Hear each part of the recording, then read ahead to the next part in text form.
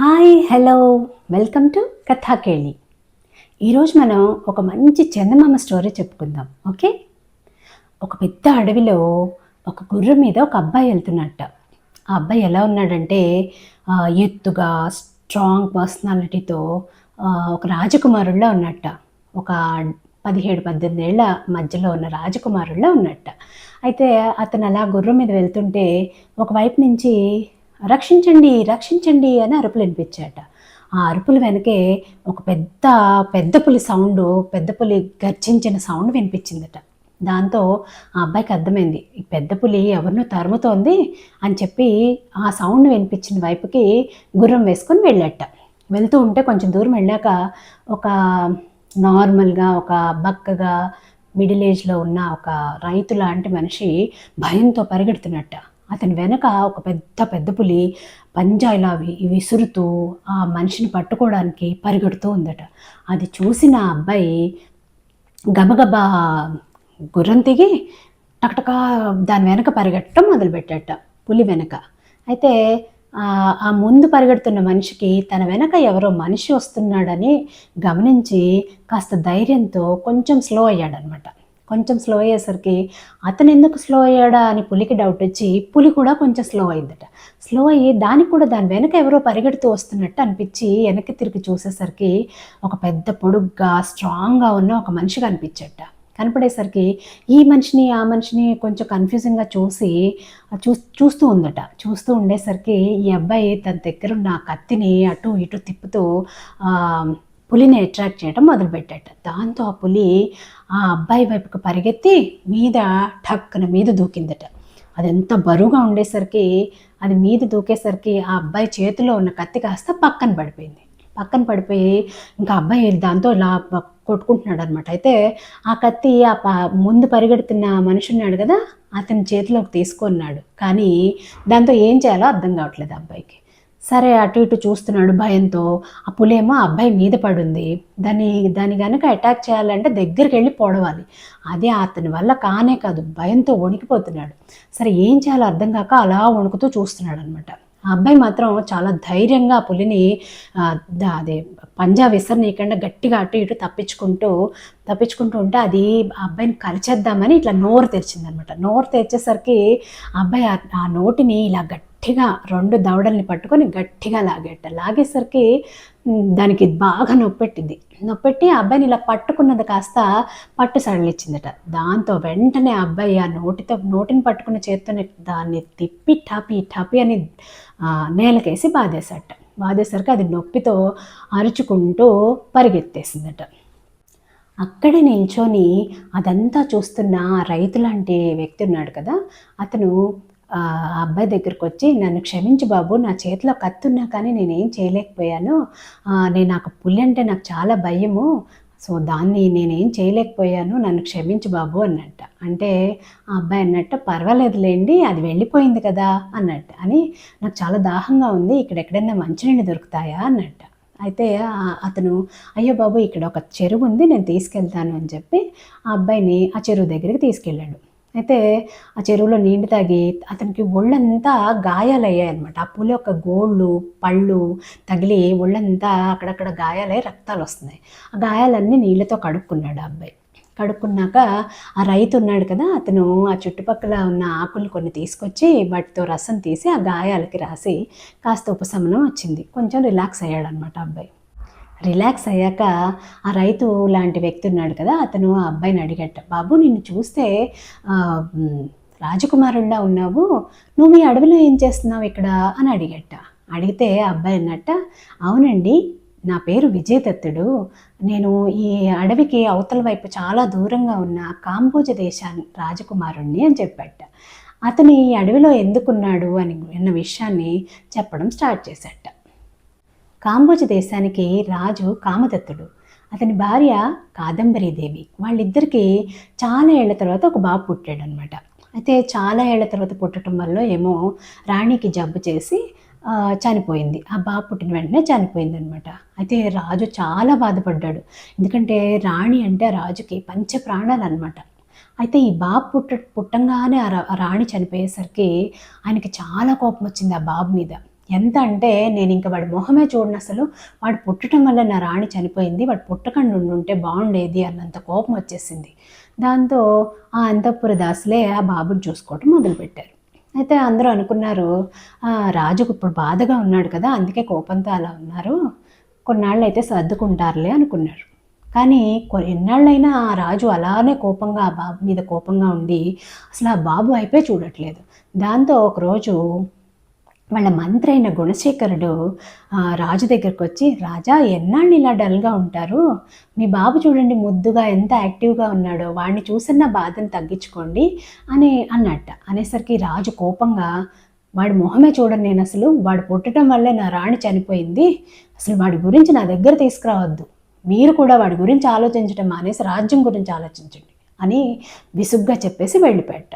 దాంతో చేసేదేం లేక మంత్రి, కానీ ఆ బాబు అంత ముద్దుగా ఉండేసరికి ఆ మంత్రి వదిలిపెట్టలేక ఆయనే ఆ బాబుని చక్కగా పెంచడం మొదలుపెట్టాడు. పెంచి రాజకుమారుడికి కావాల్సిన విద్యలన్నీ నేర్పించడం మొదలుపెట్టారు. ఆ బాబు కూడా చక్కగా నేర్చుకుంటూ పెరుగుతున్నాడు. అయితే అతన్ని గురుకులానికి పంపించకుండా అంతఃపురంలోనే ఉంచి అన్ని విద్యలు నేర్పించాడనమాట. ఎందుకంటే గురుకులానికి పంపించాడనుకో మళ్ళీ రాజకుమారుడికి మధ్య దూరం ఇంకా పెరుగుతుందేమోనని భయపడి గురుకులానికి పంపించలేదు. అంతఃపురంలోనే ఉండి చక్కగా అన్ని విద్యలు నేర్చుకుంటున్నాడు ఆ బాబు. అలానే ఆ బాబుకి ఒక 14-15 ఏళ్ళు వచ్చాయి.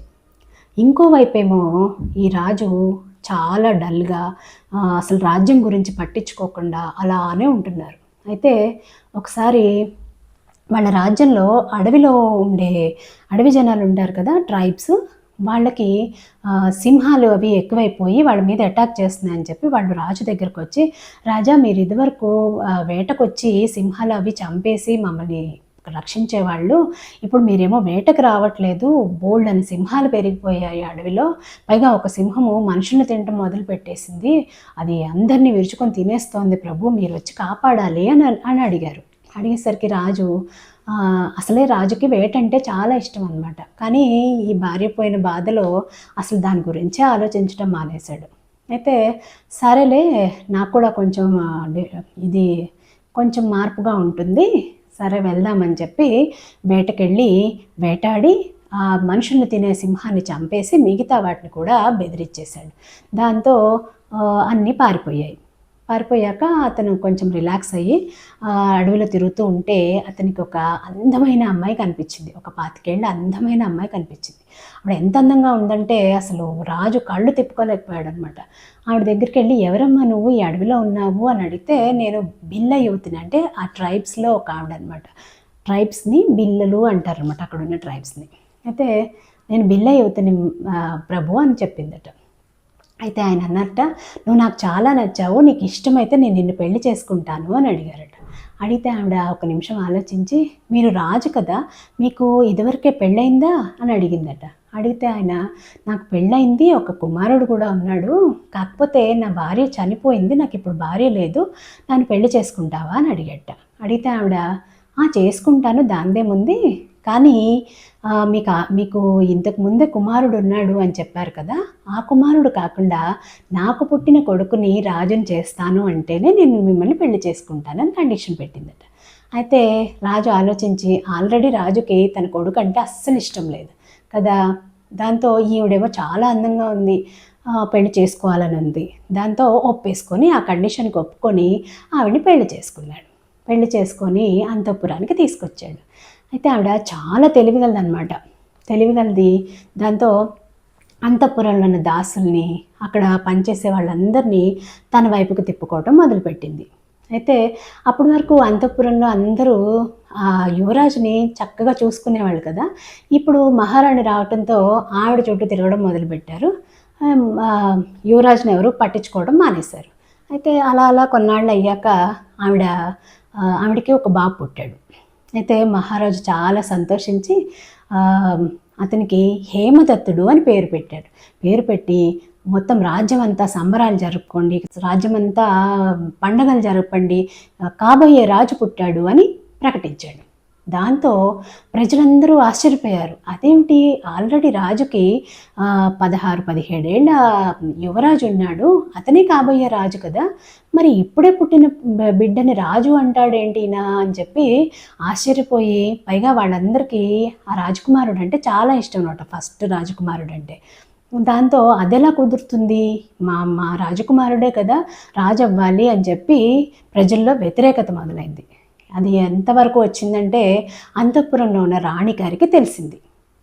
తెలిసేసరికి రాణిగారు అనుకుంది, అమ్మ నేను అనుకున్నట్టే అయ్యింది, ఈ అబ్బాయి ఉంటే నా కొడుకు ఎప్పటికీ రాజు అవ్వడు, ప్రజలు కూడా ఒప్పుకోవట్లేదు చూసావా, అందుకే ఈ రాజకుమారుణ్ణి ఎలాగైనా తొలగించాలి అనుకుందట. అనుకొని తను బాగా ఆలోచించి, ఆవిడ అందరినీ తన వైపుకు తిప్పుకుంది కదా, అలానే రాజుగారి సైన్యాధ్యక్షుడైన కాలముఖుడు అనే ఒక ఆయన్ని పిలిపించింది. ఆయన రాజుగారి సైన్యానికి సైన్యాధ్యక్షుడు అనమాట.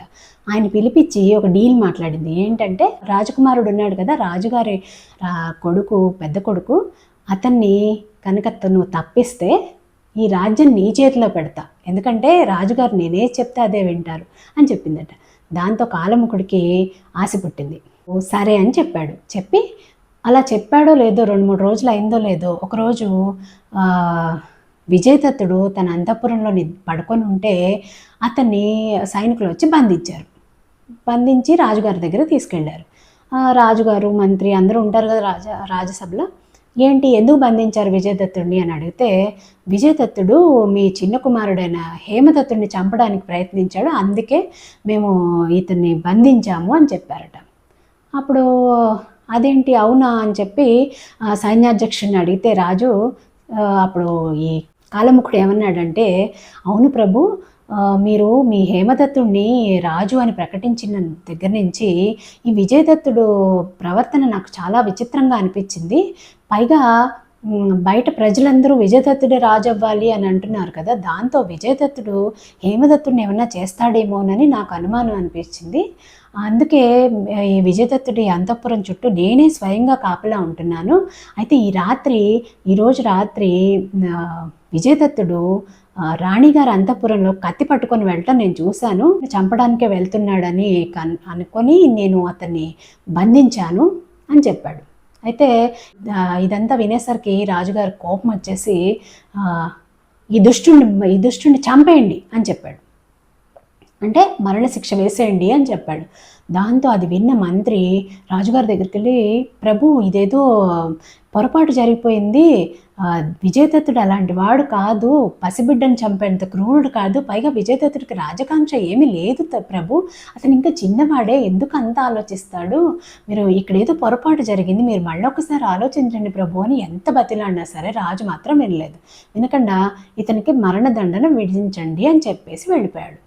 దాంతో మంత్రి చేసేదేం లేక అలా ఉండిపోయాడు. అయితే విజయదత్తుడిని శిరచ్ఛేదనం చేయడానికి అడవికి తీసుకెళ్ళి అతని చేతులు కట్టేసి ఇంకా శిరచ్ఛేదనం చేద్దాము అని అందరూ రెడీ అవుతుంటే ఎక్కడి నుంచో ముసుగు దొంగలు వచ్చి వాళ్ళ మీద పడ్డారు, సైనికుల మీద పడేసరికి ఆ సైనికులు లేచి, ఆ ముసుగు దొంగలు సైనికులు కొట్టుకుంటుంటే అది చూసి విజయదత్తుడికి ఏం అర్థం కావట్లేదు, ఏం జరుగుతుంది ఇక్కడ అని.